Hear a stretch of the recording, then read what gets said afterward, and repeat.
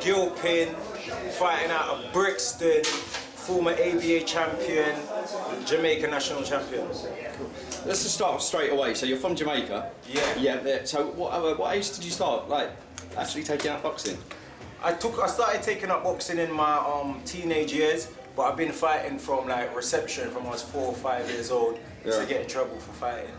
So that was my next question. Is it the getting in trouble that kind of took you to Yeah. the boxing? Yeah. You know, we'll just fight. You know, very playful, competitive, boisterous. And when we got to the gym, that energy is celebrated in the gym. So naturally, I was celebrated. Naturally, I was noticed in the gym because we're boisterous and competitive, and that environment celebrates that energy.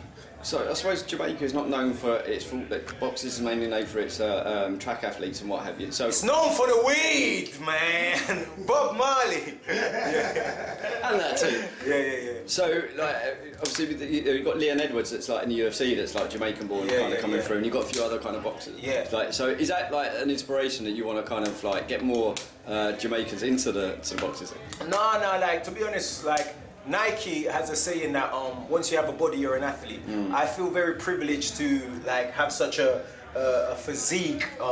You know, and any young person, anybody, even if they might suffer with a disability, there's something they can do. Like once you challenge yourself, once you push yourself, once you have a body, you're an athlete. And that's my inspiration. The fact that I have a body that thankfully is fully functional, then I want to challenge it. I want to test it. I want to utilize it for something good that, you know, will push my limits. And that's why I'm an athlete. So that's what inspires me, just the fact that I'm alive with a fully functional body. And what age did you come to the UK? I came to the UK when I was 7 years old. Oh, okay. Yeah. You're still quite a bit of an accent. I came as a fully grown man. Yeah. Absolutely. But so in the UK, like, how was your kind of, you know, you into trouble with that in the UK, or was it a bit more behaved?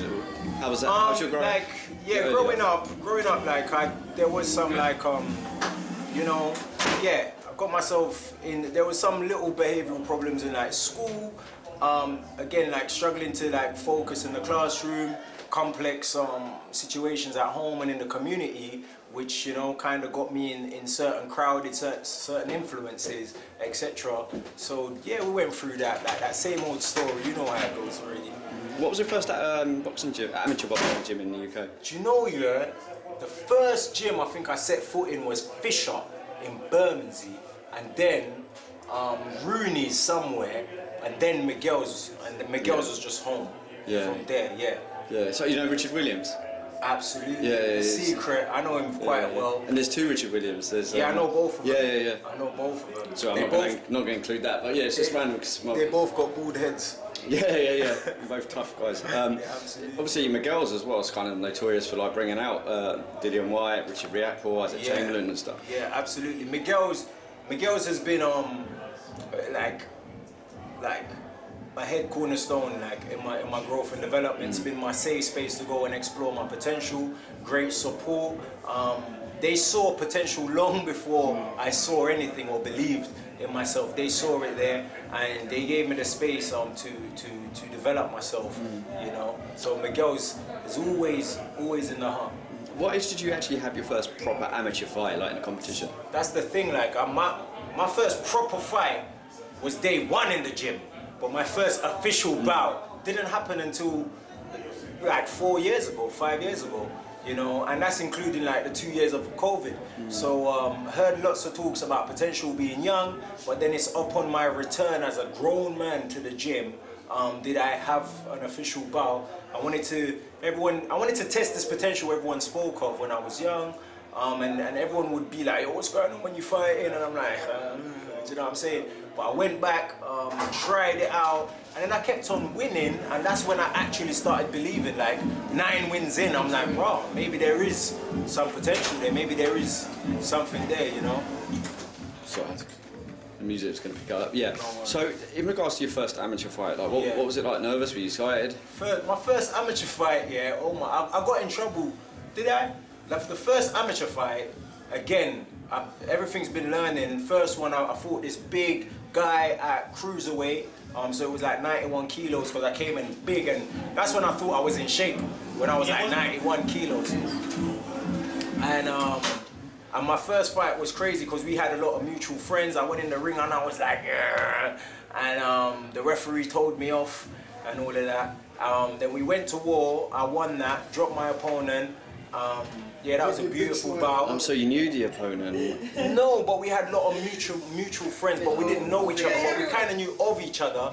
But yeah, that was it. It was really good though. From there, I think people started following the journey. Yeah. How many fights in total did you have? 31. 31 bouts, yeah. And did your decision to turn pro? It was like an inevitability, like, you know, I did the amateurs, and then naturally, it's just like, yeah, when are you turning pro? That became the question, so it forced me to think, when am I turning pro?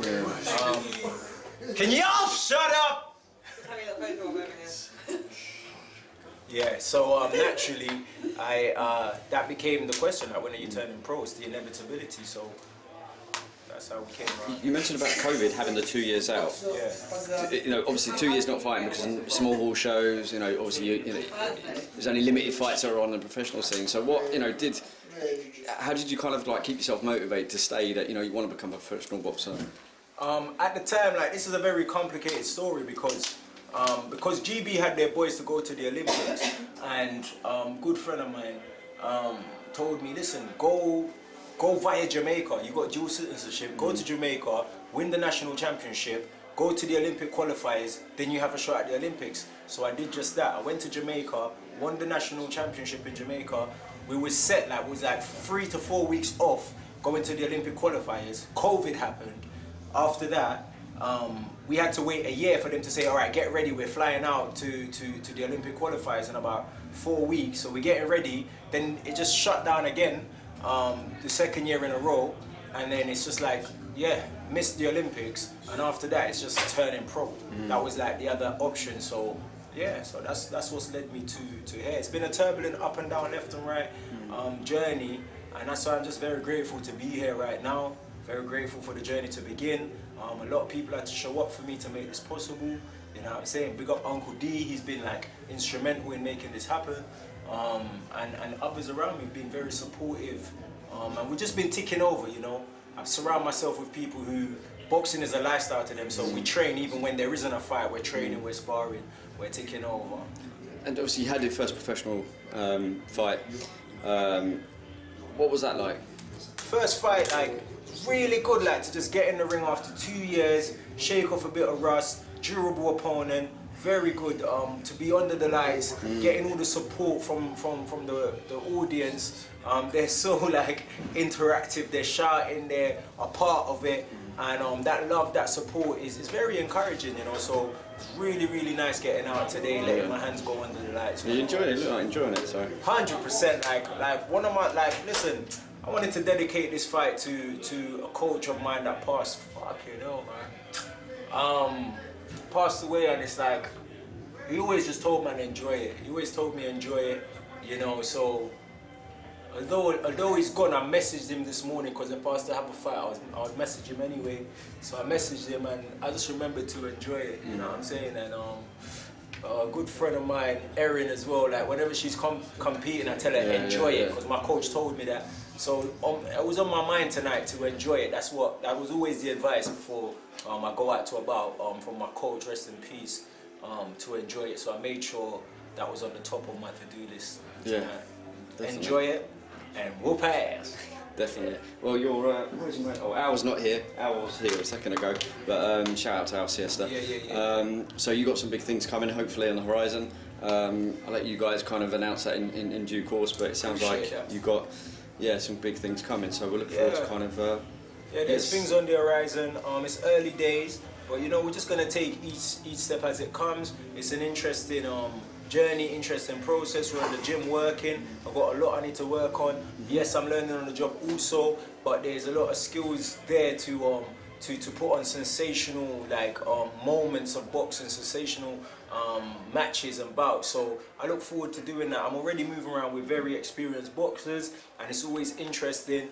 Heads always turn in the gym when I get in the ring. So we just want to, like, create sensational moments in the ring and memories and entertainment for people to enjoy, because we need that entertainment in this world, you know, when so much is going on. So yeah, watch this space. Yeah, so make sure you follow me on Instagram. It's just my name, KHERON, KHERON, that's KHERON. Shout out everybody that's on the journey. I don't have fans, I have supporters, so I just want to shout out all my supporters. You know who you are, you've been there.